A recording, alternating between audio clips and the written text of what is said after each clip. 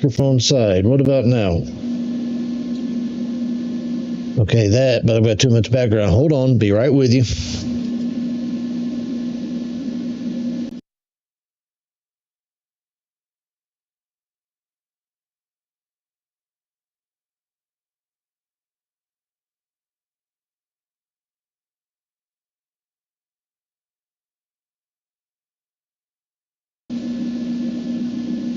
That's not getting any filter. That's giving all the...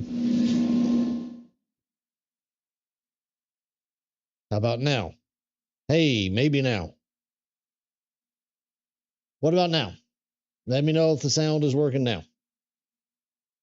Just give me a thumbs up or say, hey, PD, I see you saying yes right there. Try it again. Let me know. That was weird.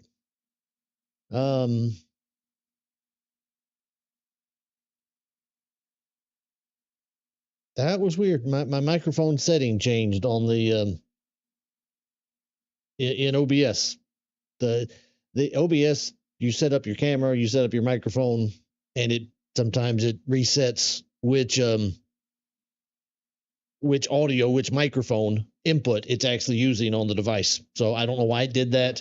I may have saved it improperly or done something the last time we were together. I don't know. But there it is. Hey, good to be with you. Of course, I'm Jonathan Jenkins. This is From the Deep End. We are here Tuesdays and Thursdays. We study our Bible together. We're in the midst of a study of the book of Galatians. Sorry for the late start today. Memorial Day. Our offices here at the Rockledge Church were closed. Took that day off. And for those who don't know, those who are on the digital Bible study side, perhaps, we here at the Rockledge congregation, Rockledge Church of Christ, we do a daily Bible reading thing together. It's part of our yearly work here at the church. And we host here at the building every Monday at 10 o'clock. Frankly, what I do is I take my Logos right here, and Logos has a feature. I don't think y'all will be able to hear this. Probably not anyway. But where is it? I only use this all the time. We just play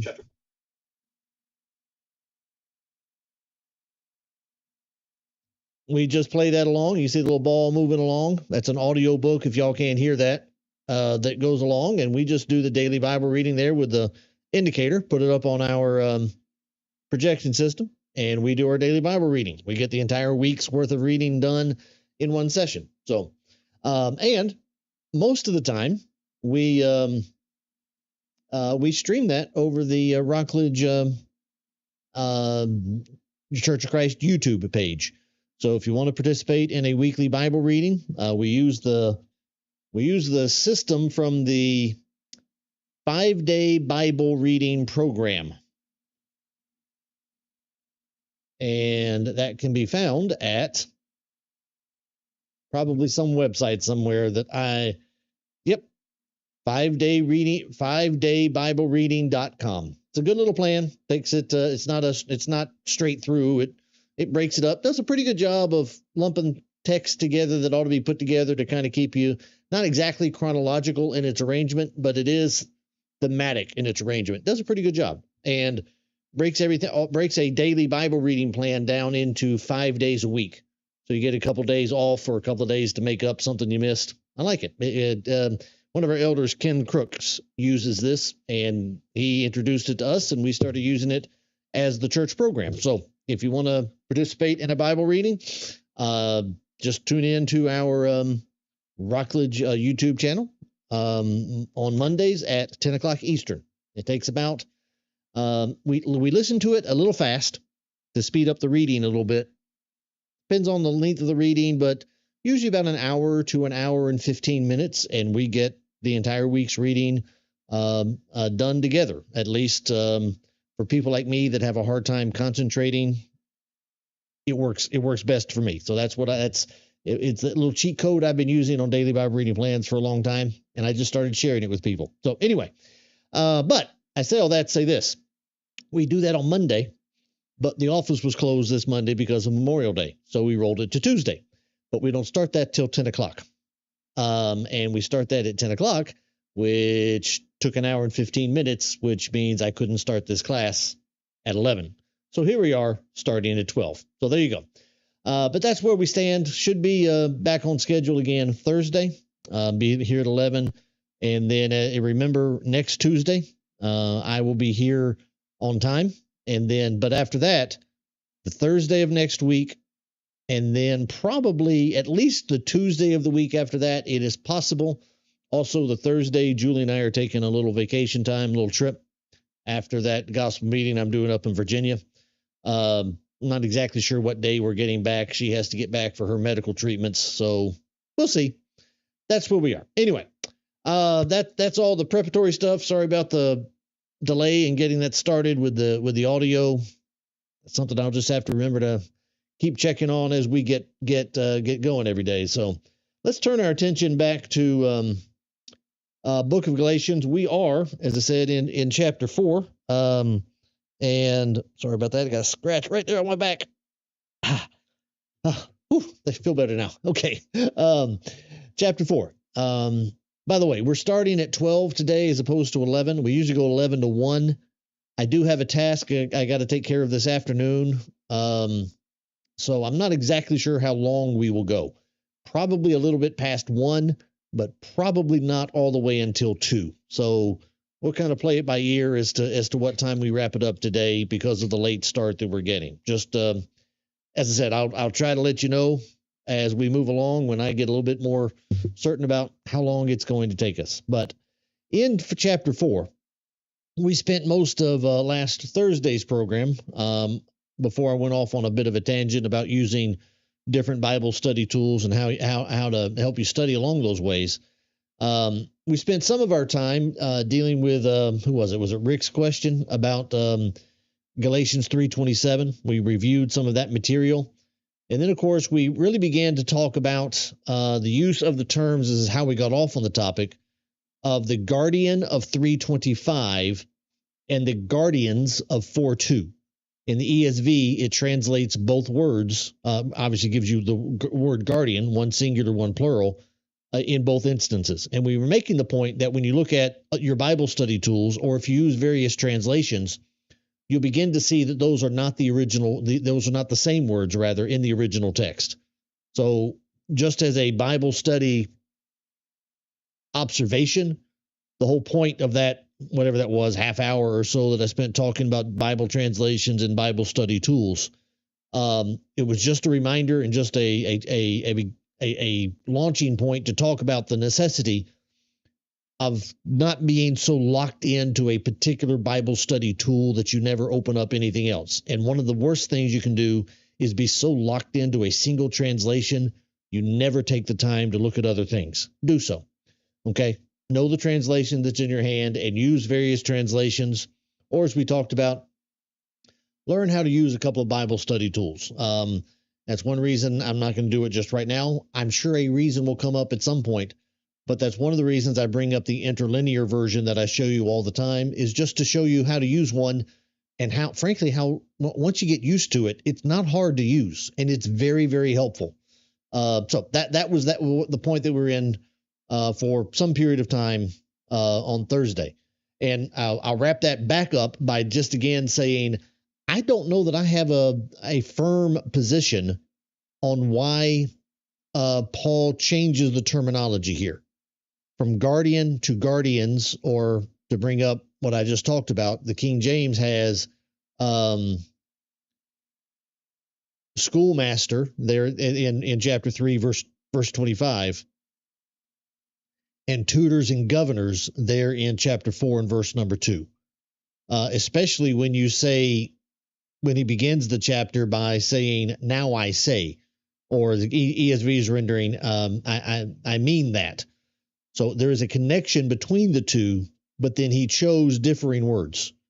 There has to be a reason for it. The Holy Spirit just doesn't randomly pick words. Every word is in there for a reason, and verbal inspiration matters. I just don't know that I have a great answer for it. If I had to be held down, I would, to give you an answer, I think I talked about this some on Thursday. The first thing I would note is that guardian is singular and guardians and managers in the ESV is plural. So it could simply be that being the difference. You could also then have a statement of specificity here, where the pedagogies, we might say, or the pedagogy. Other people pronounce it other ways. I'm trying to get it out of my brain how it is. But anyway, we might say that way in English, some version of that. Different language here. So it could be that this is a specific instance of the schoolmaster type, and we talked about that school bus driver idea.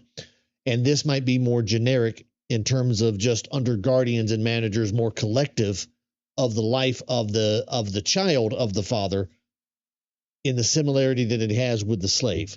Okay. Now I wanted to bring that back up, because if I really wanted to make, and this is a point that I don't think I can verify with any proof, but if I had to make the case, hold on, got a question there from David I just saw pop up. Could the singular be for a certain point in time and the plural be for the entirety of youth? Yeah, could be. That would be a good explanation of it. And that would be, again, specific instance versus the more generic. That would work. If I wanted to try and make an exact textual argument, I would make it from the introduction of verse 3. Because here he says, in the same way, we also, when we were children. So this would be, at least in that sense, a commonplace normative condition. Children are under governors and tutors while they are in the father's house, assuming you lived in a house that was blessed enough financially to have governors and tutors in it, which would be most of the free citizens of Rome would have some form of a slave in there doing those works. Yes. Okay. So that would be a normative state being expressed there in verses 1 and 2, which would be tied to the singular certain point that David uses that language here. But he then makes the case that in the same way, we also, when we were children, he says we were enslaved, which would be the idea that we're just like a slave and so on. And then I would make the case then, and this will be much of what we talk about here in the next few minutes. They were enslaved, the children were enslaved to the elementary principles of the world. And then those who were actually slaves were enslaved to the elementary principles of the world. All right. So the slaves followed the elementary principles of the world, and the children followed the elementary principles of the world. Okay. And that is where I would make the connection, because if you take, let me back it up and say this. If the statement here that Paul makes, that the law was our guardian, our schoolmaster, until Christ came, if you argue that that is the correct state, the correct understanding of the entirety of the law of Moses, okay? If that is your point of view, that that is exactly what they were experiencing and should have experienced, all right? You would have to then come to the conclusion, and I'll make this point more fully in just a few moments because we've already made it several times in this class, but I want to make it again because there you go. Because it's important. But you're going to have to make the case then, if this is the state that God wanted the Israel in, to have a schoolmaster, King James rendering, to have a schoolmaster to bring them to Christ, okay? You're going to have to explain then how they were enslaved to the elementary principles of the world, which is exactly, just if you look at the connection here, they were enslaved, the children were enslaved to the elementary principles of the world, and the Gentiles, the slaves, were also enslaved to the elementary principles of the world. Okay. Why did God give a schoolmaster law that enslaved the Israelites in exactly the same manner as the Gentiles who were worshiping idols? See, that is not biblically coherent. That position just simply will not stand. You're going to have to make up stuff to say that the law of Moses in any way equated to, certainly intentionally equated to, the laws rather of the law of idols. Sorry, I forgot what I was saying right there. Okay, and that just doesn't work. The law of Moses is not equal to the law of idols. Simply not. All right. But as Paul describes this, he says that we who were under the law, we who were children, were enslaved, and not just that we were enslaved, but he doesn't say that we were enslaved to the law. He says that we were enslaved to the elementary principles of the world. Okay? Which is exactly, again, the same thing the Gentiles were enslaved to. So, given that connection, here's the distinction that I would make. Okay? If you go with the case, and I think you probably could, that the law was the schoolmaster to bring to Christ. Okay? Fine. Let's go with that. Let's say that is not a statement about the way that the Judaizers were presenting the law, but let's say that that is what the normative, intentional, purposeful state that God gave of the Old Testament law. God did that exactly as he intended and gave them that law in that manner. Okay? Let's go with that. Then you have this in singularity. And as to use that word of David's, the certain point is the word that David put there. You have that certain point, maybe that certain function, okay, that this would be purposeful. However, the way that the Jews were living, they were enslaved, and notice this, that you have the elementary principles of the world in the plural. It's in the plural, but so are the guardians and managers. They are in the plural. That would be the connection. Can I prove it? No. But you have a singular guardian, a singular tutor, guardian, pedagogue, okay, which is the law.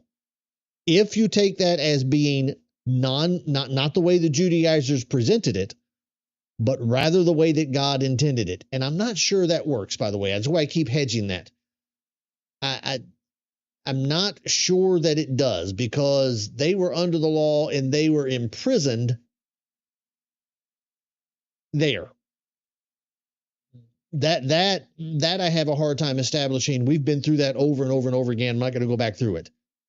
So I'm not prepared to state completely, without hedge, without qualification, that the God intended the law to be the schoolmaster. Given the way that the Jews followed it, Romans 9:31 and 32, its function would be that of a schoolmaster, which would be consistent with a lot of Romans 5 and a lot of Romans 6 and 7, frankly. Okay? But I'm not sure. I'm going to hedge there. I'm going to give myself a little wiggle room there. Ask me again on Thursday. I might change my mind, because that's one of those phrases that I might change my mind on. Okay? I'm leaving myself a little room there. But let's just for the moment say schoolmaster, guardian in this reference is exactly the way God intended it. Okay, fine. Singular and pointing to the law.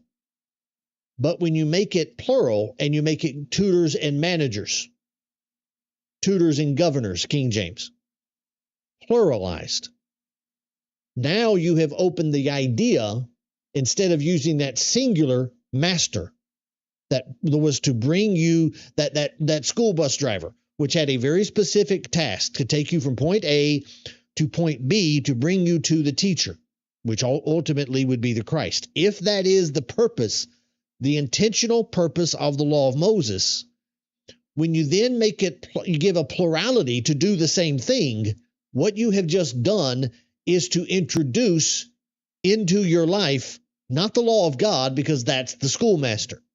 You have just introduced the elementary principles of the world, because when you're a child under the Father, in a generic sense, if you're a Roman child in the house of a Roman father who has slaves in his house, all of a sudden, all those slaves they can take ownership of you. Okay, you give them, you allow it to happen, and that's what's going to happen. You've set the dynamic for the relationship. That's the way it happens. Okay, so I think that might have some element to play here. I'm hedging a little bit because I don't know the direct connection here. I don't see anything in the text other than singular to plurality and the change of words that leads to this entire conversation. I don't know. That's just where I'll stop with it. Now, let's get to the actual point that Paul is making here. All right? And that point is right here. While they were children. Again, notice that is in the past tense. Okay? When we were children. It's actually imperfect tense, but translated here as past tense. When we were children, meaning that we are no longer children. Okay? That is, if I go there, I'm about to bring up that conversation I just finished. Let me do it because I think it'll be useful. Okay? See, Tammy says there, the NIV says under the supervision of the law. That would be, I assume, to the guardian that was up here. That would work. Okay? But when we were children, okay? Actually, no, I need to go here because this is important, all right? When we were children, that's Galatians 4:3. Which verse do I want it? That's also, hold on, give me Romans. Yeah, let's go Romans 7. There it is. Verse 5. For while we were living in the flesh. Okay? When I read in Galatians 4:3, when we were children,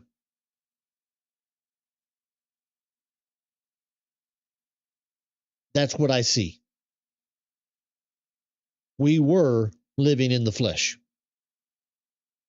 Okay? Because now he says to them, we aren't that way. We are no longer living in the flesh. We have been released from the law, having died to that which held us captive, so that we serve in a new way of spirit, not in the old way of written code. When we were living in the flesh. As I see this text, when we were children is exactly the same statement. Because when we were children, we were enslaved.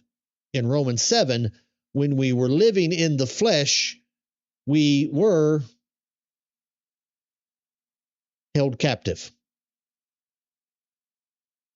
Okay, now let me back it up to the conversation I said I was just finished with.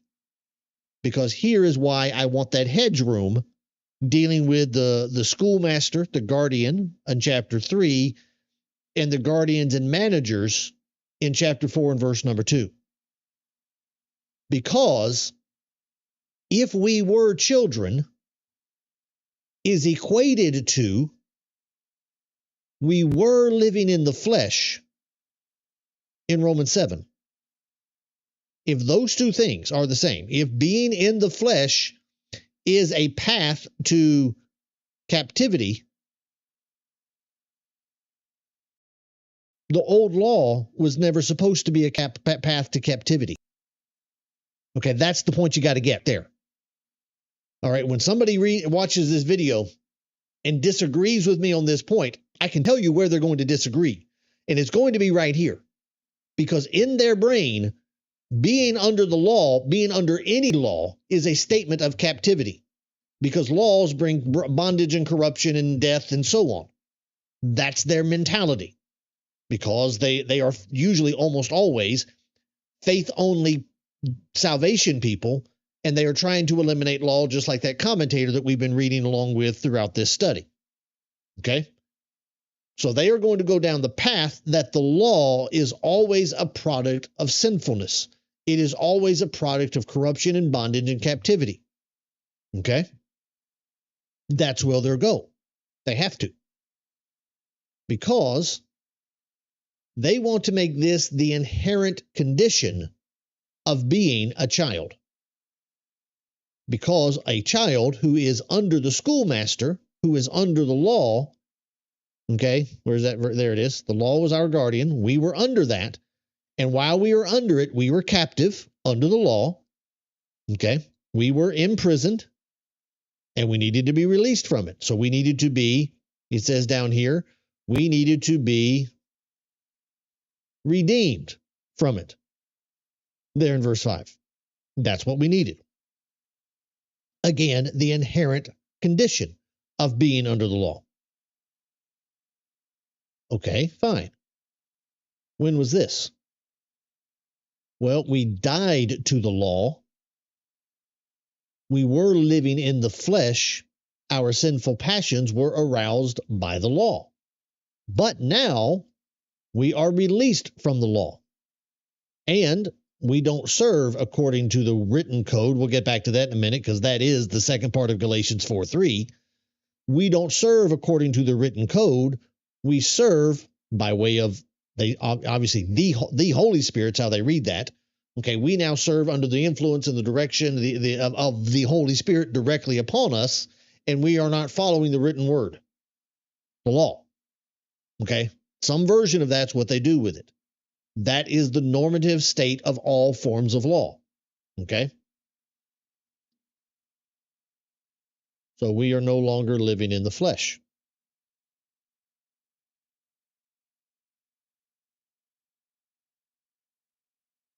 Okay. So please explain the difference in this to me, because at some point you're going to have to do that. When we were children, we were enslaved to the elementary principles of the world. If we were, while we were living in the flesh, is some form of depravity, and the law just highlights the depraved nature of humanity, is that not still true here? Oh, so that has to be different. I guess that's the point I'm making. When we were children, are we no longer children?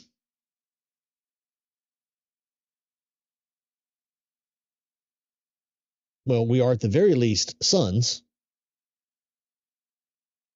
but I guess we grew up, right? Because we can't just be children, because that is the word child there. It means child. And at some point, children become adults, right? Yeah, that's what happens to them. And they were no longer children. So what is a child? Well, a child is under the guardian and the manager. Okay, great. The guardian and the manager, though, is the law. But what the law do? The law held them captive. And while they were under the law, they had to get released from the law. While they were under the law, they were captive, back in Romans 7, and were living in the flesh. The sinful passions, the depravity, that's how they would read that come from the flesh, were aroused by the law. Did that stop? Did our sinful passions stop? The answer to that's no. I've never met a faith-only Calvinistic person who says your sinful passions have stopped. Never met that. They believe in the doctrine of imputed righteousness. You are dressed in the righteousness of Christ alone, Jesus alone. That's foundational to Calvinistic theology. Your sinful passions cannot stop. It is only by the Holy Spirit's infusion of power, the fact that you live by the Holy Spirit, and go down to Romans 8, their use of that text there, the only way that your mortal body has life is because the Holy Spirit is dwelling in you, and so therefore your mortal body has life. But wait a minute. If it is the fact that I am, oh, excuse me, I went to the wrong text. Sorry. If it is the fact that when I was in the flesh, my sinful passions did that to me. And the flesh is my depravity.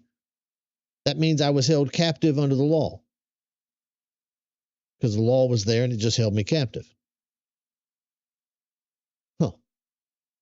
Well, that's odd, because that would mean when I was held captive back here under the law, same thing Romans says, exact same thing Romans says, what I was a child. Separate from me being a child and my sinful passions being aroused by the law, because that's what was holding me captive. You see, there's a metaphor. I guess what I'm trying to get you to is there's a metaphorical problem here. Because at some point, a child has to grow up. And when we were children, we were enslaved. And now the whole point of this is we are no longer enslaved. But since this is in the imperfect or past tense, the idea, of course, now is that we are no longer children. What we are, being an heir, is someone that is now a son and has received in his inheritance. Ephesians chapter 1. But if we are no longer children and so therefore no longer enslaved, could you please tell me how, if living in the flesh, as nearly everybody says, is a life of sinfulness, it's a life of depravity, but I am no longer in the flesh, I am no longer a child, and I'm no longer in the flesh. You're going to have to help me here with this concept of depravity then.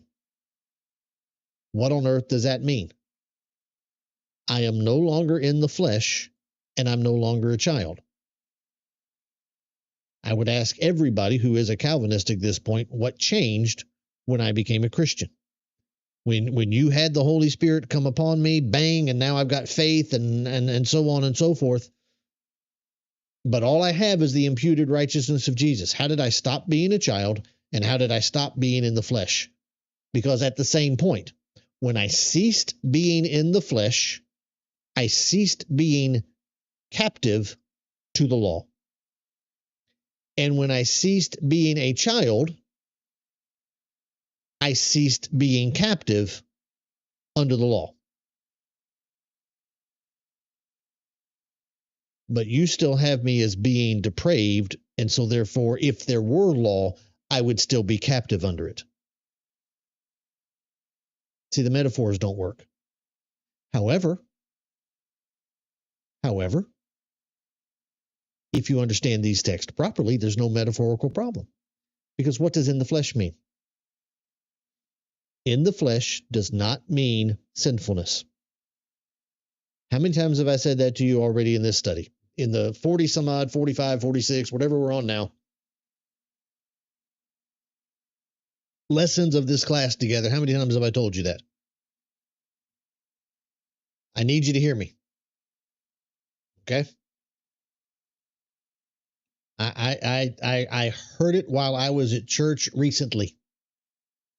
I heard somebody say, I heard it in a church of Christ that I was in recently. I heard the sentence, we know that flesh is sinful. I heard it. Didn't say anything about it because it wasn't my place to say anything, but I heard it. We can't break ourselves from it. I mean, I have heard people that I've taught this to, taught it to them at length, over and over and over again, be it a study of Romans or Galatians or study about the work of the Holy Spirit. I've heard them, they've heard me over and over and over again, and I've heard them come out after a class or whatever the case may be and say, man, hey, that's great. I mean, just express appreciation and agreement with me. Great. And then I've heard them turn around and talk about the sinfulness of flesh. I was like, wait. You're not hearing me. You're not hearing me. Frankly, You're not hearing Paul or Jesus or just about anybody else. Okay?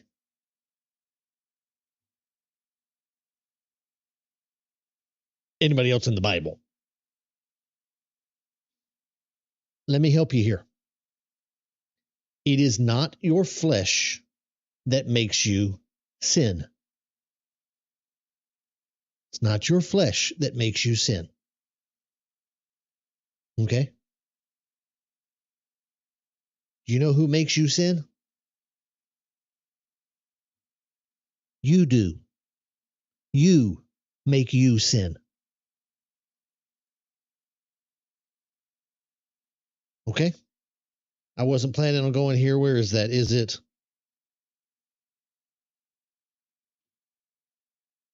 Not Mark 8. In my head, it's Mark 8, but it's not Mark 8.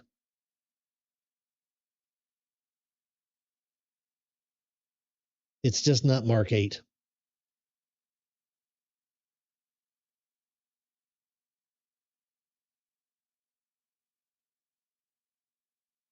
No, it's not Mark 8. In my brain, the verse this is what happens when I go off script. Man, I'm gonna find it and I'm gonna be so grumpy with myself about how far off I was.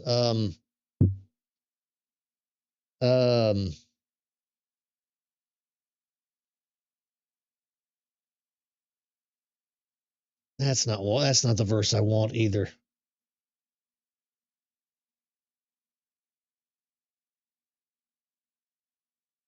Oh, come on, Jonathan.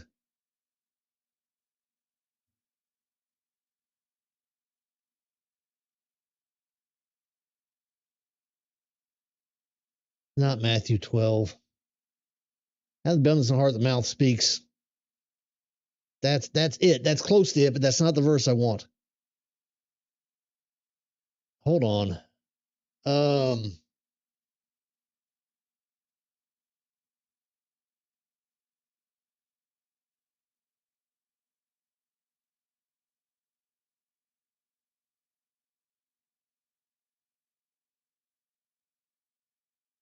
Man, it's not.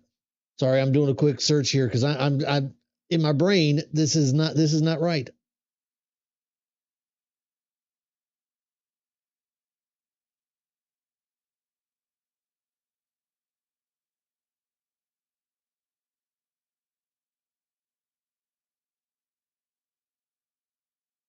Okay, that's close enough. That's still not the passage I want. Where is it where Jesus is talking about?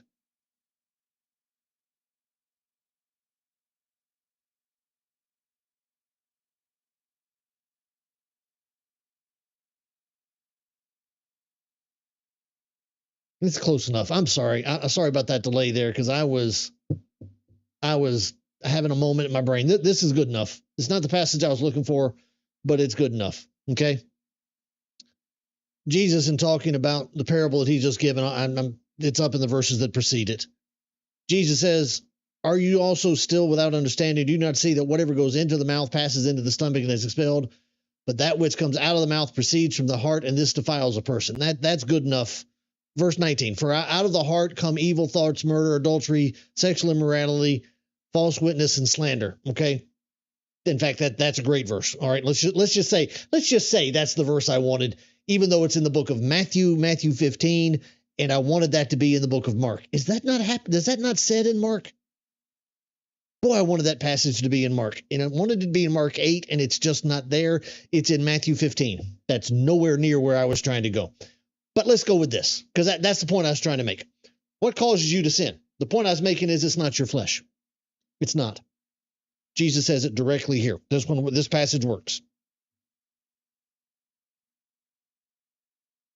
Okay? Do you not see that whatever goes into the mouth passes into the stomach and is expelled? Okay? You take something from the outside, you eat it, you put it on the inside. That food or that drink or whatever it is that came in through you, guess what? It doesn't change you. Doesn't change you. Now, understand that he is saying that to a bunch of Jews. He's actually saying that, if you scroll back up here, to Peter, who then says in Acts 10, that nothing unclean, nothing common has ever even entered into my mouth, as he's trying to explain to God why he's not doesn't want to eat anything that's come out of come out of the vessel that keeps coming down out of heaven. Okay, that's what he would say. I've never even done that. It is to that group of people that he says, "Do you not understand that it is not that which goes into the mouth that defiles the person, but that which comes out of the mouth defiles him?" Okay, there you go. There's the parable.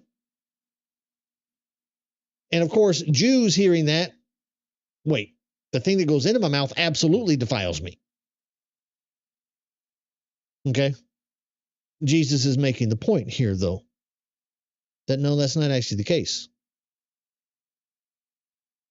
Because it just goes in and out. Even if it's an unclean food or if it's an unclean drink or whatever it is, it just goes in and it goes right out. That's expelled. It isn't the problem. Now, does that mean under the old law you could eat and drink whatever you wanted to? Absolutely not. But here's the point. If you were a Jew and you kept eating food that you should not eat, you kept eating unclean food, why did you do it? That's the point. Why did you do it? Well, let's just say that food is unclean and you're only eating it because you are depraved and your flesh is craving that which is absolutely sinful because you're depraved. Maybe you're drinking too much wine or strong drink because you're depraved. Jesus says it's not the thing that you're putting in your mouth that defiles you, because it just passes right out of you. It's just a thing. Okay? I'm just trying to come up with something. The strongest, highest proof alcohol that you could find. Okay? I guess in modern instances, let's just say you could find some moonshine.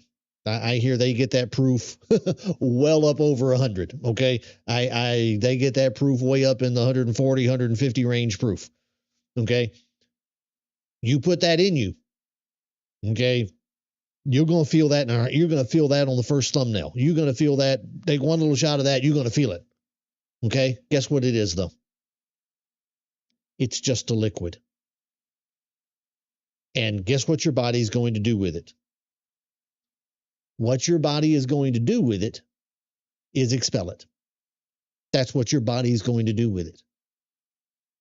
Now, why did you want it? Why did you overconsume it? What was the actual problem? Now, let me hedge you here a little bit. Is it possible?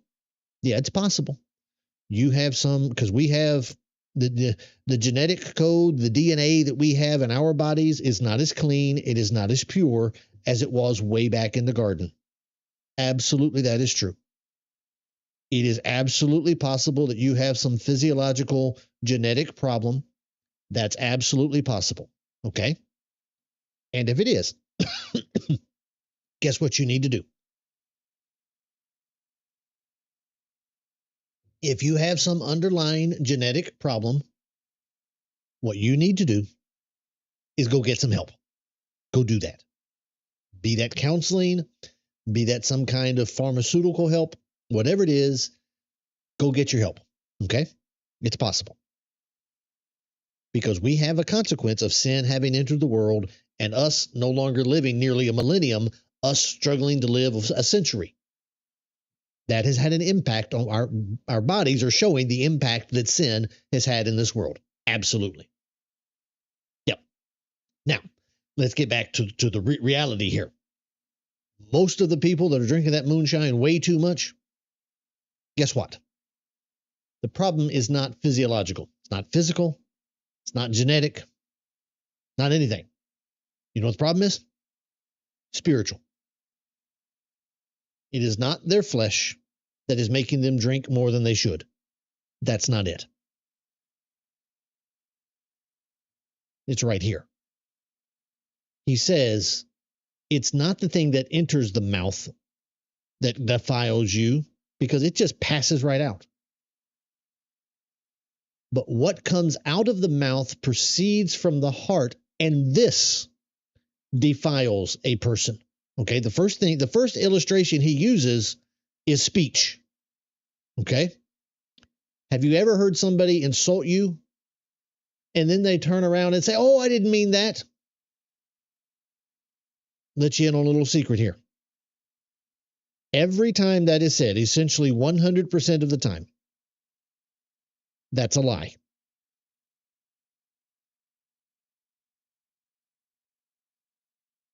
Now, it is possible that you wish you could had a better thought and so on and so forth about what you're saying, but this statement is always true. Out of the abundance of the heart, the mouth speaks.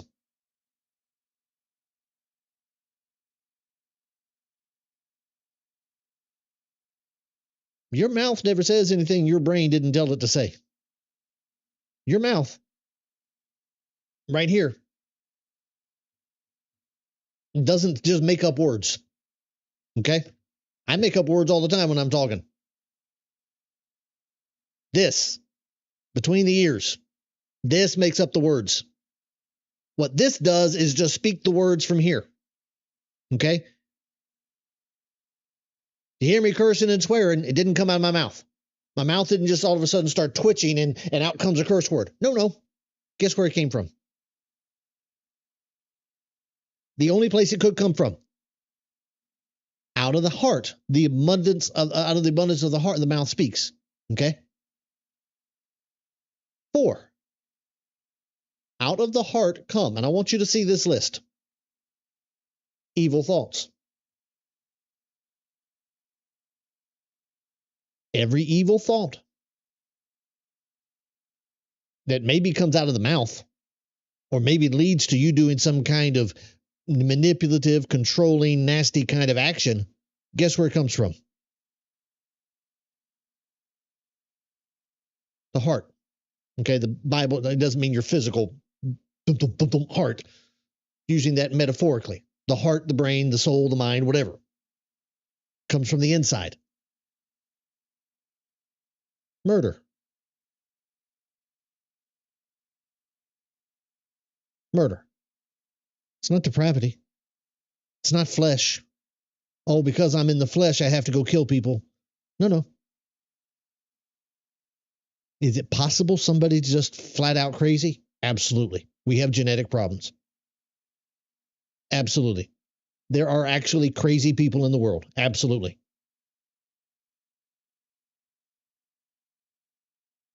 Most every single person who commits murder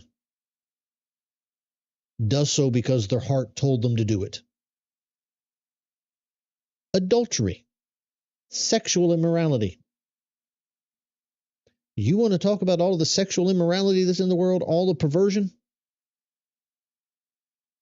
Not in the flesh. It's not in the flesh. It's in the heart. Theft, false witness, slander. These are what defile a person. Yep, they are. And they start in the heart.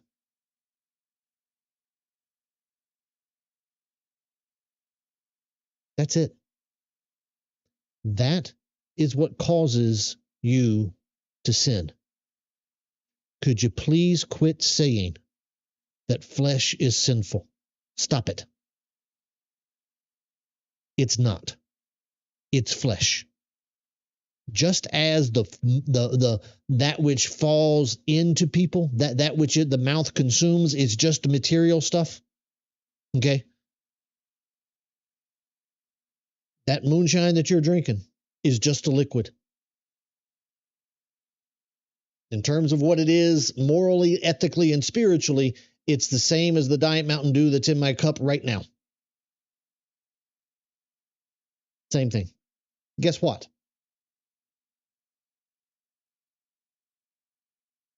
The mouth that likes the taste of this genetically, not genetically, but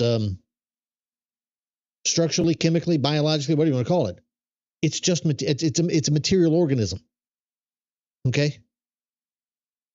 That's it.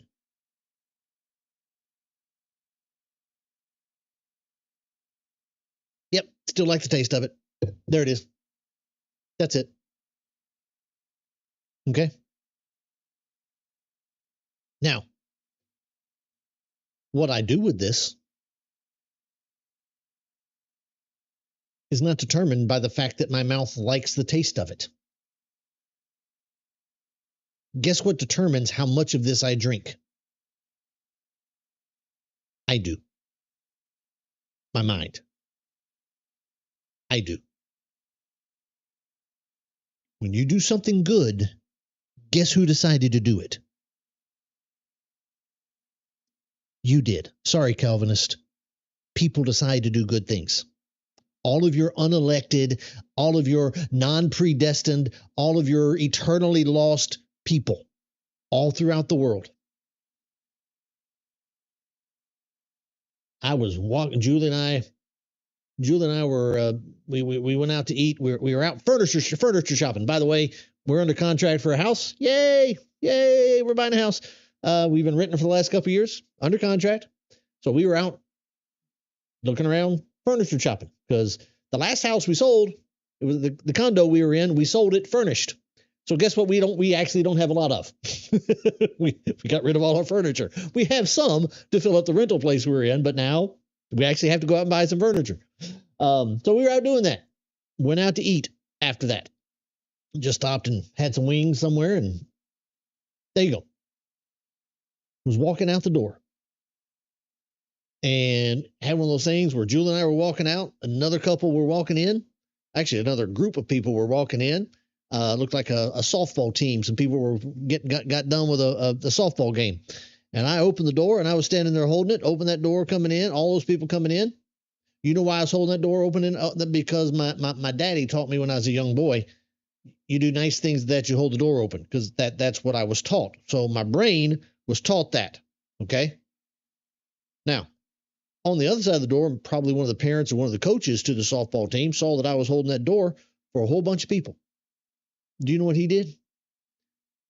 He got everybody to stop, held the door, and Julie had already gotten out the door, and he just said, "Come on out." So there was still like 5, 6, whatever was people still to come in that door, and he stopped and he held that door open for me. I said, "Thank you very much, man. That's great." He saw what I was doing and decided to say, "You know what? He's done that long enough. I'm going to help him out, and I'm going to do something nice for him." Is that biblical? Is that good? Is that a righteous, merciful thing to do? Yes, it's all of those. I tried to do it on my end because my daddy taught me to do that. And my daddy taught me to do that because my daddy, well, he had a daddy and he had a daddy and he had a daddy. But ultimately, the reason you do things like that is because somewhere the Bible says, "Be ye kind one to another. Do unto others as you would have them do unto you." You learn biblical truths. And they got taught and taught and taught and taught and taught. And so in my brain, I can't help it. I don't just open the door for women. I open the door for everybody. That's just what you do, because that's the way it's in my brain. My brain says do it that way. Guess what? This man, I don't know if he's a Christian or not.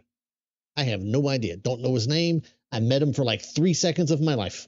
I have no idea the spiritual qualities of that man.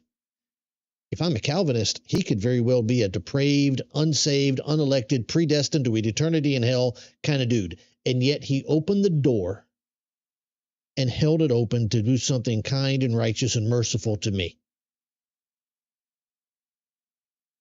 Why? Because somewhere, some influence in his life, could it be the Bible? Could be. Could it be a mama or a daddy who taught him right? Could be. But somewhere, somebody taught him. He learned. He held that door open because his mind said, it's the right thing to do. Get it, people? If he's a depraved, fleshly person without the influx of the Holy Spirit's power, There is no basis for him to do that. Unless he was trying to be manipulative and controlling on his own. But he didn't steal anything from me. He didn't, I don't know. Wasn't a politician running for office as far as I know. He wasn't doing anything to try and, no. He's just holding the door open. You get the point I'm trying to make here? Okay. Now, if that is all true, if flesh, get back to where we are, if flesh, I guess I need to get all the way back to Romans, don't I? If flesh is not sinful, which it's not, what does this mean? What does it mean? I told you a long time ago, we would eventually get back to right here.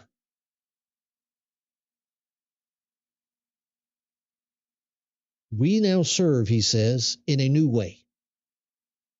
I'll let you in on a little secret. The way is not intrinsically new. Because the way he is about to describe here is the way that God had people serving him from the garden forward. However, he is right that the old way is old. The old way, ESV translates it the written code. What's its footnote there? Or of the letter. The old way is to serve by the written code. What is the written code? Well, ESV's marginal note says letter. What's King James have here? Does it say letter? Yeah, not in the oldness of the letter. What's the letter?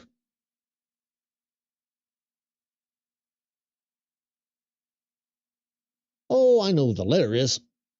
Well, it's just that. It's the written code. I just told you, Julie and I are buying a house. Just got under contract Sunday. I think we put the offer in Saturday. I think the seller accepted our offer on Sunday, if I remember correctly. So 2 days ago. We were actually under contract for a house before that. We saw one we liked. We put an offer in it, but we knew this other one was out there, and it wasn't actually on the market. It was just coming soon. But we needed to get the offer in on that first house. But then when it came on the market, we went and took a look at it. And while we were still in the inspection, that I think it was a 7-day period you get when you first put in the contract, where you can still get your earnest money back and all of that. It's part of the contract. We were still in that 7 days. We actually switched. We canceled the first contract, and now we're in another contract on a second house. Why is that important? Well, one of the reasons I was happy not to be in the first house, although it was a nice house, good offer, good house, but we would have been perfectly happy there. Number one, it had a speed hump. That violates a life law that I have. You put a speed hump in your subdivision, I don't want to come see you. Can't stand those things. They do nothing. Okay? They just don't. I hate them. And I was about to have to drive home one every day. Secondly, though, it had an HOA. It had an HOA. The new house is actually an older house. And guess what? No HOA. Yay! No speed hump, end of a cul-de-sac, no HOA. I am happy as I can be with that location. That is what it should be. But you know what I'm going to do if I ever get into a house that has an HOA? I can tell you because the condo we lived in, that had an HOA. There were only 11 units in our complex, so we only had to deal with 11 people. But I can tell you what I did with that HOA. I read every line that I could find. Okay, at the time, I was running my pool company. And guess what I needed to park at the condo every night? I had to park my pool truck at the condo, and people didn't like the fact that there was stuff in my truck. I wasn't unloading that thing every night. There's no way on God's green earth I was unloading that thing every night. Okay, and where would I store it? At the condo and all that kind of stuff? No. I read every line, both before we bought the house and so on. Can I keep my work truck there? Okay.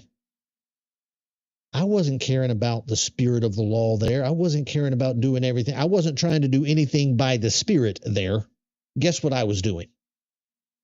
I was looking at exactly the written code.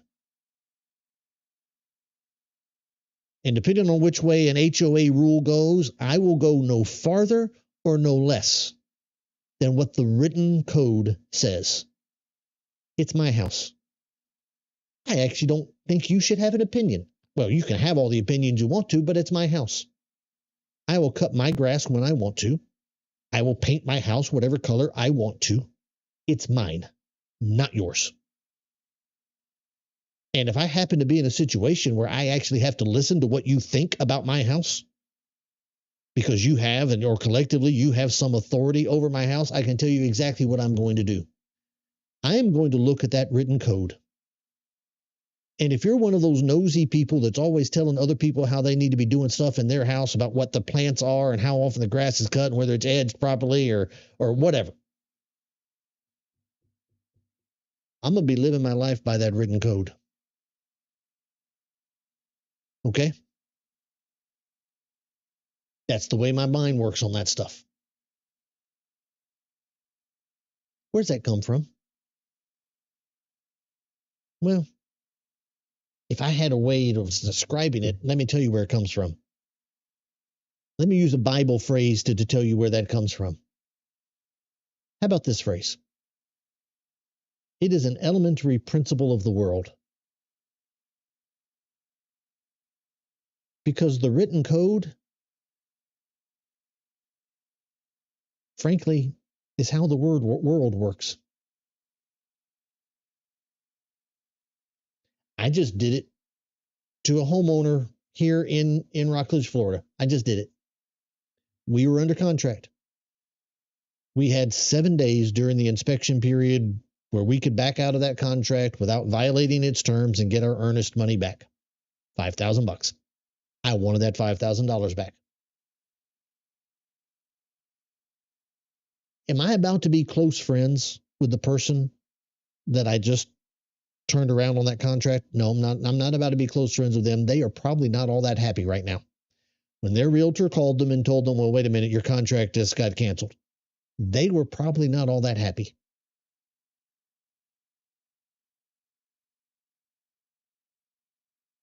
Could they do anything about it? Nope. Because Julie and I did not violate the terms of the contract. Did we do to them what they would want us to do, what we would want them to do to us? Of course not. Of course not. Because if we were the sellers and they were the buyers and we were trying to sell the house and we got an offer that we liked, we would very much like those people to stay in their contract. But that's the whole reason you have contracts, is because the written code is clear. Here are the terms.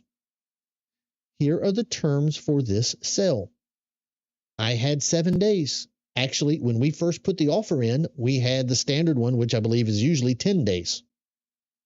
Our realtor put in 10 days. When they gave us an offer back, they said 7 days. Great. We agreed to it. They agreed to it. We both agreed to it. And it's written down on a document so we know. Why? Well, because in the world, you got people you can't trust. I don't know them. They don't know me. I don't know if I can trust them. They don't know if they can trust me. Which is why you have a written contract. Which is why you go through all the financial things. And if you're getting financing on the house, you got to go through all the process of the approval. The reason we have all of that. It's because it is the human way of trying to get out of all of the problems. We're trying to anticipate. That's why you have a disclosure. If you're selling your house, you have to disclose all of the stuff. Okay? And if you don't disclose something and it turns out you knew about it and you didn't disclose it, that's going to change change the terms. We might have to go back into a renegotiation period where we talk about the different price points. And if you fail to disclose, I can still get out of my contract even after that inspection period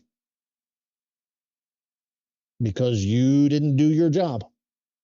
We do that because people try to scam and they try to cheat and they try to take advantage of each other. And so we have an entire legal system where we try to stop all of that. And that's why the written code matters.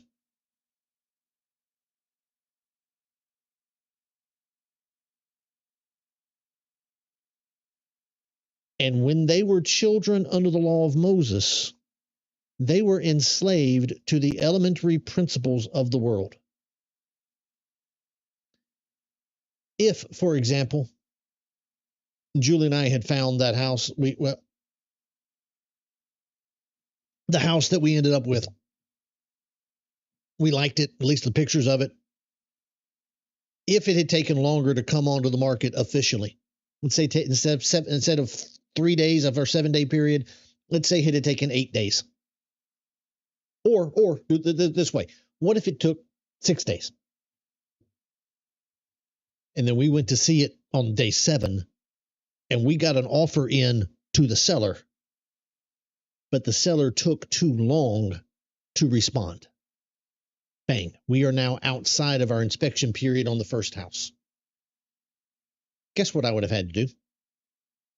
I would have had 2 options. Number 1, lose my earnest money. Because I could still back out. I can.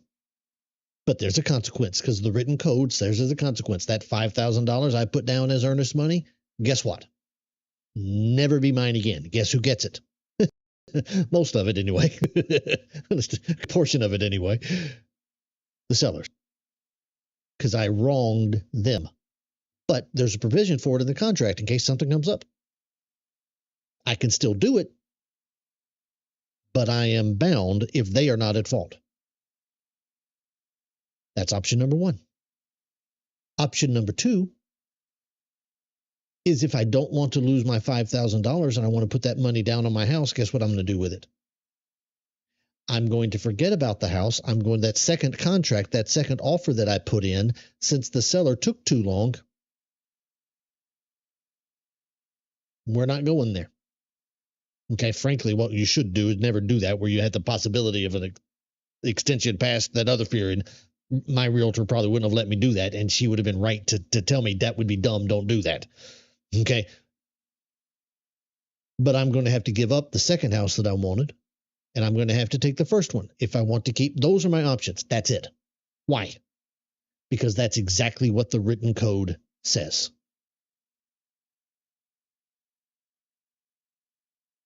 Tell me which part of life does not operate upon that as a basis. Tell me which one doesn't.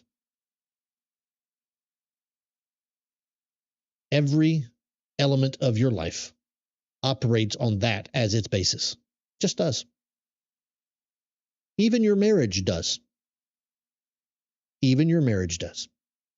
There's a reason, at least in the United States, if you want to get married, you have to get a marriage license. And if you are the officiant in a marriage, as I have been often, you have to then take that license and you have to sign it. And technically, guess who's supposed to return that to the courthouse? I am.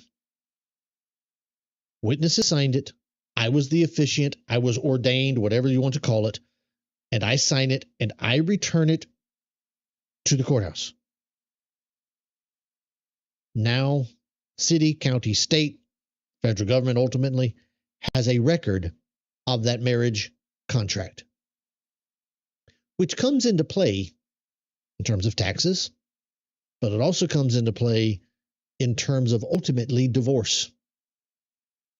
If I choose short of death to end this marriage,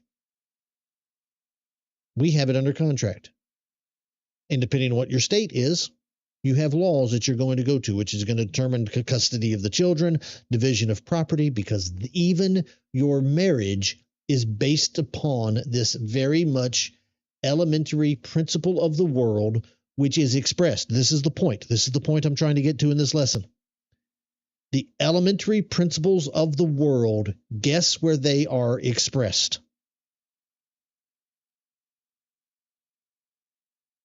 They are expressed in the written code. That's it. They are expressed in the written code. Now, if you are operating under a process that is simply based upon a written code, guess what you are?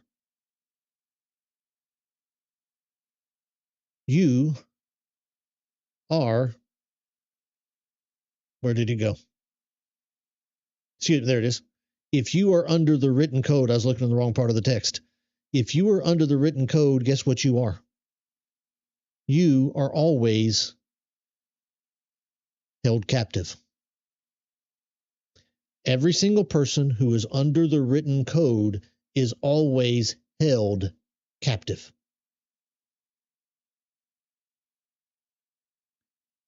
Go back to that house contract I was talking about.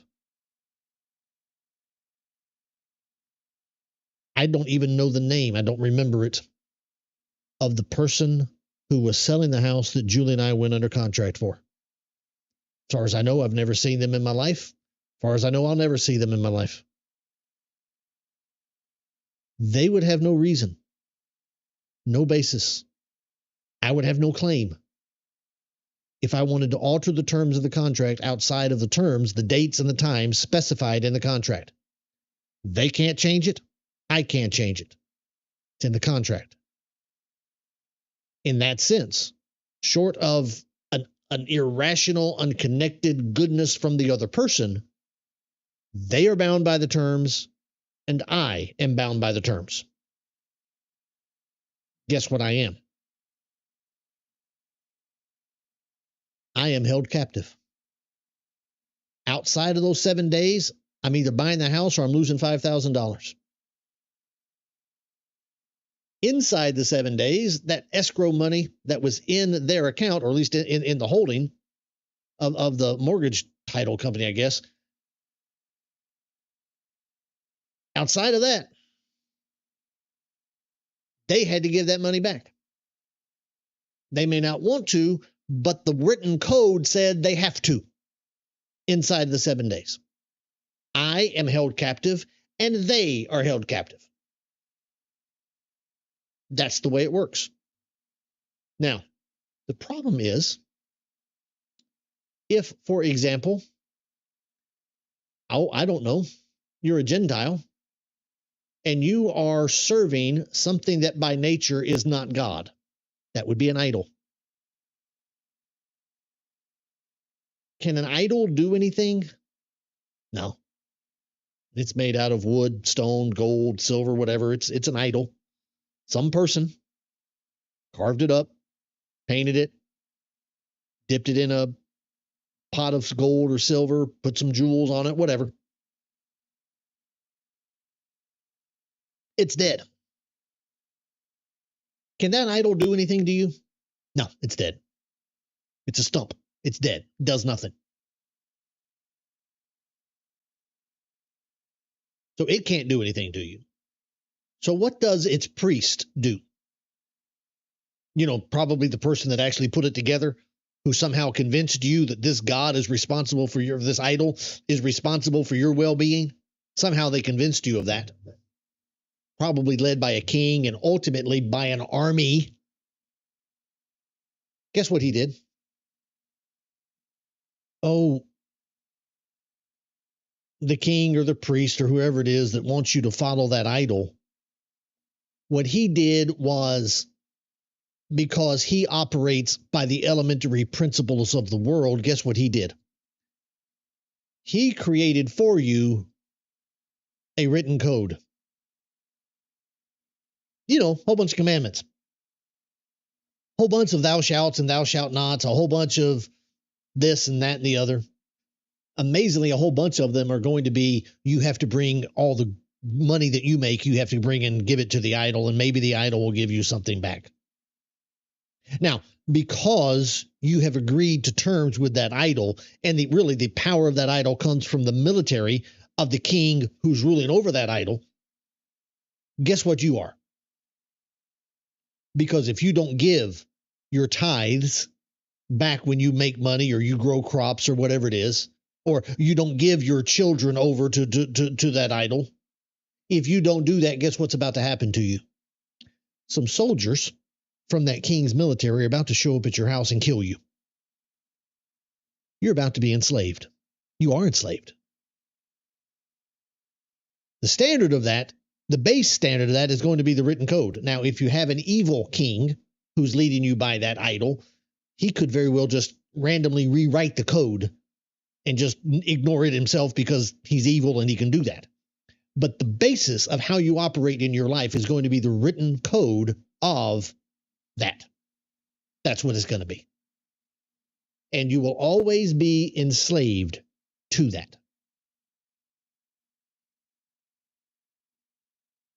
Okay? Is that what the law of Moses was? Let's get to our point today. Is that what the law of Moses was? No. The law of Moses was not that. Does it have a whole bunch of thou shalt and thou shalt nots? Absolutely. But here's the problem. If you boil down the law of Moses to a whole bunch of thou shalts and thou shalt nots, I was yelling at y'all earlier, fussing at y'all at least, about quit saying that flesh is sinful. I'm a fuss at you right here. I need you to hear me on this one just as clearly. Quit saying that the law of Moses was external, that it was fleshly, that it was external, that it was material. Quit it. It wasn't. It wasn't. The law of Moses was internal, was spiritual. In fact, that's exactly what Romans chapter 7 says about it. Okay? What chapter am I in? Romans chapter 7. The law is holy, the commandment holy, righteous, and good. We know that the law is spiritual. Could you please quit telling me that the law of Moses is fleshly? Quit it. Could you quit telling me that the law of Moses is a written code and that's it? That you served God under the written code in the Old Testament? Stop that. It's not true. Because when you serve by the written code, what you're actually serving by is the elementary principle of the world. You know, all of those laws, all of those rules. Just like I did with a house contract. Because I have no connection, I have no relationship with the seller. The only basis we have for a relationship is the written code. And so, because we are equals, we are both bound by that written code, slaved to it. When you do that, guess what you have to do?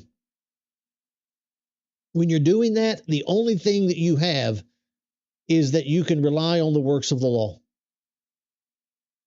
So when we came across that other house and we finally got the opportunity to go see it, and we were within our inspection period, and we had the right to cancel the contract, guess what? We relied on our works being under the terms of the law. But that's all I had. I couldn't go and beg mercy to that person because they have no reason to give it to me. I have no relationship with that person that was selling me the first house. None at all. The only basis I had for making the change that I wanted to make, because I found something I like better, I want to change it. Great. How could I do that? Because the terms of the contract, the works of the law, allow me to do it. And so when my realtor called their realtor, I was relying, and so was my realtor, I was relying on the law, the written code. That's all this means. That is not the foundation of the law of Moses. That's why he says, for all who do this.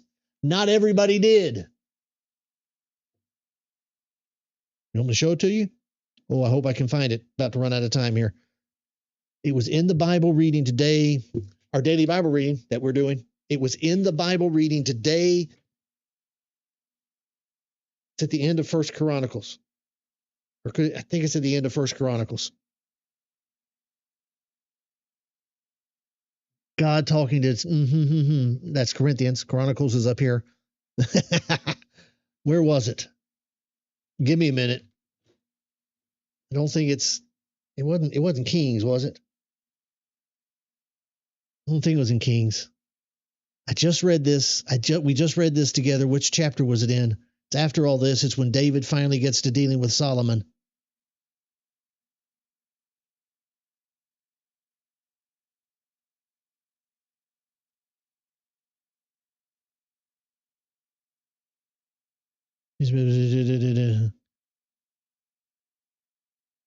Okay, it's right. This is not it. Maybe it is in Kings. Chosen him to. Where is it? It's not later, is it? Maybe it's later.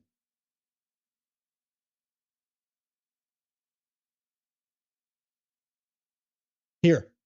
All right. This may not be the verse I'm wanting, but it's close enough. We just read this today. I'm sorry. That's why I'm going here. This is not the best text to use for this, but I just read it today. David saying to Solomon, you know the God of our fathers and serve him with a whole heart and with a willing mind. For the Lord searches all hearts and understands everything, every plan and every thought. If you seek him, he will be found by you, but if you forsake him, he will cast you off forever. Be careful now, for the Lord has chosen you to build a sanctuary by him. Okay, that's not exactly the verse I want, but it's a good enough for what point that I'm trying to make. What does David tell Solomon? Well, obviously he says you need to be careful. And yes, Solomon, you absolutely don't need to forsake him. Obviously, you're going to be obeying him and all of that, right? And he goes on to talk about all the plans, or the Chronicles writer does, all the things that was done to him. But be strong, courageous, do not be afraid, do not be dismayed. He will never leave you nor forsake you. Is there another conditional statement? I don't think it's in chapter 29. Maybe it is in 29.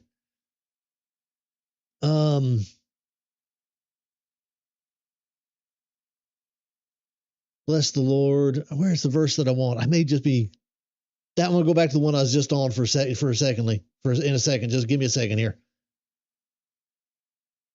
I know, my God, you test the heart, have pleasure in uprightness, and the uprightness of the heart. I have freely offered these things. Do you see the point that's being made here?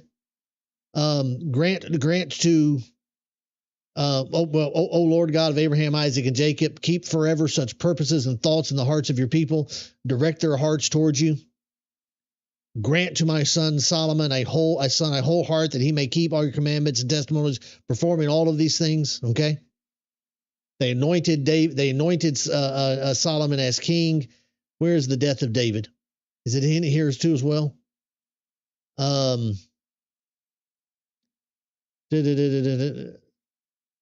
you see the point I'm trying to make here? I hope you saw it as I was reading through that. What's the connection here? Obviously, there's a lot of obedience in this section. What's the connection here? Okay. The hearts of the people. Direct their hearts towards you. Give Solomon a whole heart, that he may serve you properly. I think if you go over to First Kings, the opening chapters of First Kings, David says very much the same kind of thing to Solomon. All of this over and over again as you read through this is as David then finally gets to talking to Solomon. What's that? Is that chapter 2? Same idea. Okay. Walk in his ways, keep your statutes. If your sons pay attention to me, this is what God said to David. If your sons pay attention to me, to their way, to walk before me in faithfulness with all their heart and with all their soul. Okay. The passage I could go to is obviously Deuteronomy 6. Thou shalt love the Lord the God with all heart, thy soul, and mind. This is the greatest commandment that Jesus says all the law and the prophets are built upon this. It's here, theirs too. Okay. Here's my point. Yeah. Do the commandments matter in the Old Testament? Absolutely. Is that the basis of one's relationship to God under that? No, it's not. David says in Chronicles, that passage in 1 Chronicles 29 we were just looking at, he searches all the hearts, 28:29. He searches all the hearts. To Solomon, he says, or to God, he says, give my son a whole heart. Okay. In that house contract that I've been talking about, I have no knowledge of the heart of that seller. That seller has no knowledge of my heart. The only basis we have is the written code. And while we are in that relationship, we're bound by the written code. If we're going to have a successful relationship, the only basis is the written code. But because we have no other basis, it is it. That is the elementary principle of the world. If you are serving, to go back to our text for today, if you are serving an idol, do you have any relationship with your idol? No. Can your idol talk to you? No. Best chance you have is a king or a priest who might lie to you about what the idol is saying. But you have no relationship to that idol. You cannot lean on that idol. You cannot convince that idol. You cannot plead to that idol for mercy, at least not get anything from the idol, because it's a stump. It's a piece of wood. It's a piece of stone coated in gold. It means nothing. It knows nothing. It can do nothing. The only hope you have is the written code of that idol that was written by another man. That's all you got. You are in the same dilemma that I am on a house contract when I have no basis and no relationship to the other party in that contract. Nothing. Now, a marriage is the same thing. It is based upon the written code. Your marriage is based upon the written code of your law and of your state, your country, whatever. But is that actually what your marriage is based upon? Oh, it can be. If you and your spouse have no actual relationship together, guess what's going to end up happening? Well, you're going to hope you signed on a prenup or whatever the case is so that you have the proper terms so that when you end the relationship, that is the basis. Now, in a marriage, however, hopefully you know each other. Hopefully you actually like each other. Do you have a contractual obligation? Yeah, you do. You even have a contractual obligation, not just with your state. You have a contractual obligation with God. Is that how your marriage works? Oh, you do it enough. You violate those contractual obligations enough, you're about to go to the courts, either with God, don't want that one, or you're about to go to the court with your state. Don't want that one either, but at least it's not God. Okay? You violate the contract enough, the written code's going to come back and bite you in the butt. That's the way it works, because that's the way written code works. But within that contract, guess what? You are not relying day in, day out on that written code that defines your marriage. You are not. How many times have you gone to your husband or to your wife? How many times have you gone and said, hey, I'm wrong. I need help here. And outside of the terms of the quote-unquote written code, has that person understood? Because you've been good to them for a year, 5 years, 10 years, 35 years, 36 years in my case with Julie. If we ever get crossways with each other, guess what we don't rely on? Because if all you have is the elementary principle of the world, all you have to rely on is the works of the law. I can only show Julie, here's what I did. Here's my good, here's my bad. I'm relying on the works of the law. But if you have a relationship, while those terms are still valid, guess what I'm not relying on? Strangely, I am relying on the fact that she knows my heart. She knows I'm not out to hurt her. I'm not out to betray her. I'm not out to do anything. She trusts that I am trying to do what is right by her. Now, she has known me since I was 9, so we've known each other now for 45 years. She's seen me do a lot of really stupid stuff. And while she trusts my heart, she cannot just say, you know what, he's never going to mess up. She knows me. And so in our relationship, neither she nor I rely on the elementary written code. We don't. Guess what we rely on?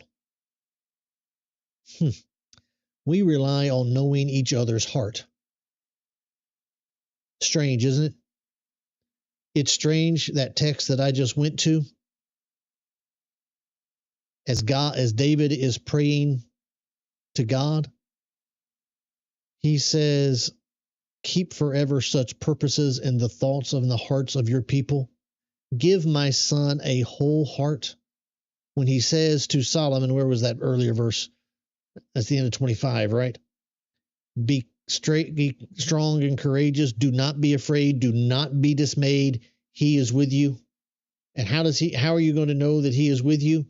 Because with a whole heart and with a willing mind, and the Lord searches all the hearts and understands every plan and every thought. Guess what God does? As he said to Samuel in selecting David, don't look on the outward appearance where man looks. That would be relying on the works of the law. That would be the elementary principle of the world. That would lead you to King Saul. God tells Samuel, that's not what I'm looking on. I'm looking on the inner man.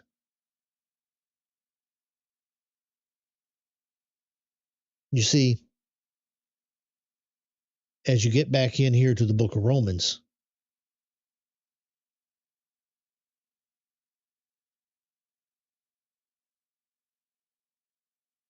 we don't live according to the written code. That is not how David just told Solomon to live, by the way. Guess what David just told Solomon to do? He said, God searches every thought and every heart, and he understands your purpose and your intent. And he asked God, could you please give Solomon a whole heart?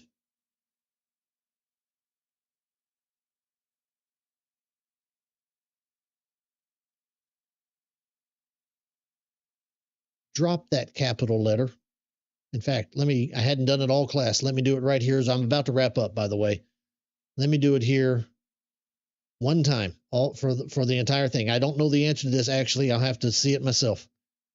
I don't remember it. I've looked it up before, but I don't remember it. Surprise, surprise. Spirit is here. You see those arrows? That word "the" is not in the Greek text. There is no definite article.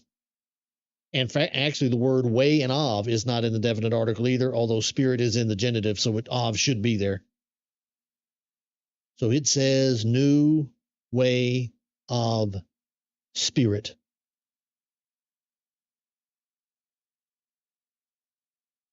Make that a lowercase s, and you'll understand the text. We aren't serving according to the written code, according to the elementary principle of the world, which demands that we rely on our works under that written code. That's not what we're relying on. What we are relying on is spirit. Strange how the Old Testament law says, you shall love the Lord your God with all your heart, with all your soul, and with all your mind. Oh, your spirit. Upon this rest all the law and the prophets, Matthew chapter 22. So said Jesus.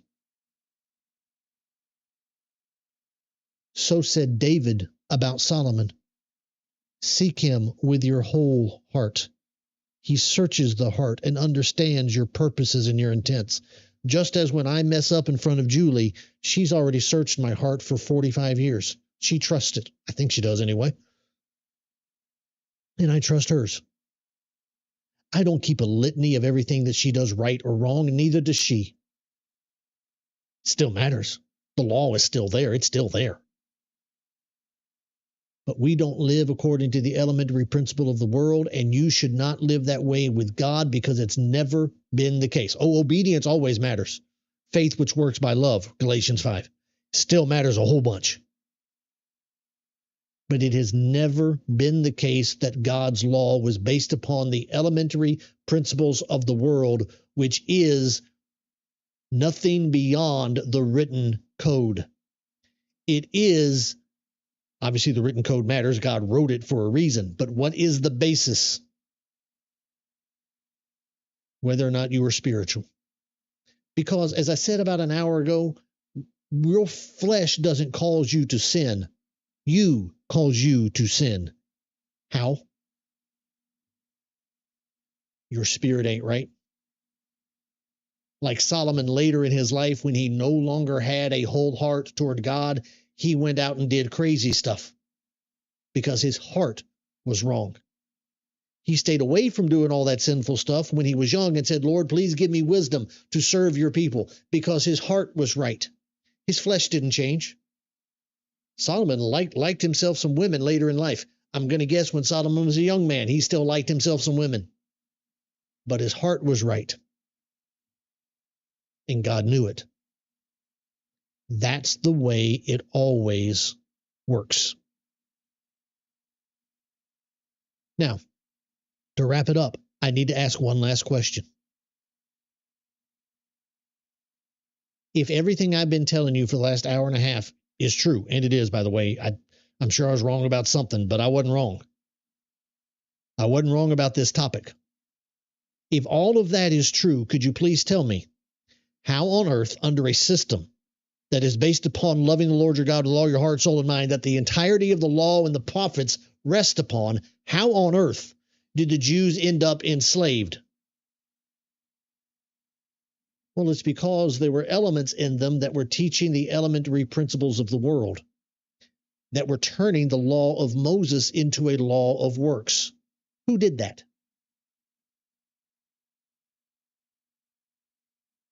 Back in Mark 7, they leave the commandment of God and they hold to the tradition of men.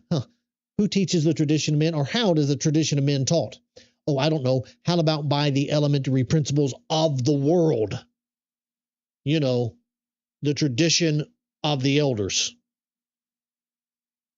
Who did that? Oh, the Pharisees. They did that.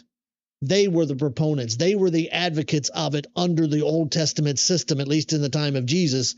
They taught the elementary principles of the world as the vehicle to follow the law of Moses. They followed it as if it were based on works, Romans 9:31. And of course, being in this class, you know exactly the next passage I'm going to. I'm going to go to Acts chapter 15 and find out that it was those same Pharisees who were now believers who were teaching people that they had to keep the law of Moses and to make sure they did it according to the customs, the traditions of the elders that we follow. What's the result of that? Well, they were living based upon the elementary principles of the world. They were living on what Paul calls in Galatians, as he's talking about these elementary spirits or the elemental principles of the world. You know, it's based upon human tradition, like the traditions of the elders, and human philosophy and empty deceit. It's based upon all of that. And, oh, by the way, it ends up giving you a legal demand and a record of debt that you can't get away from.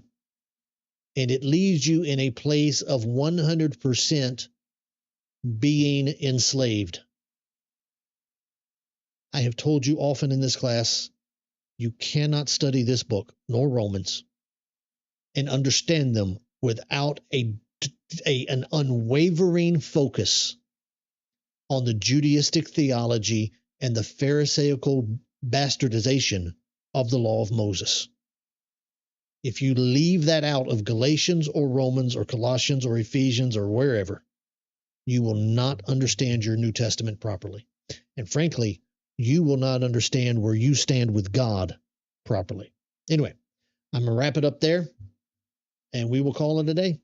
Thank you all for your participation. See some of y'all making comments, and we will stop it there. And Lord willing,